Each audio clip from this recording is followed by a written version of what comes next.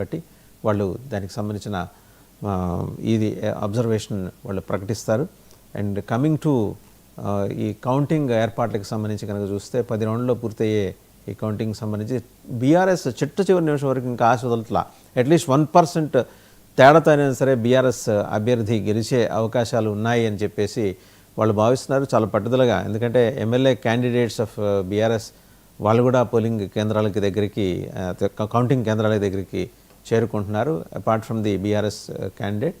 సరే వాళ్ళ ఆశ ఎట్లా ఉన్నప్పటికీ కాంగ్రెస్ మాత్రం ఒక మెగా ఎక్సర్సైజ్ క్యారీ అవుట్ చేసింది, సర్వశక్తులు వడ్డింది.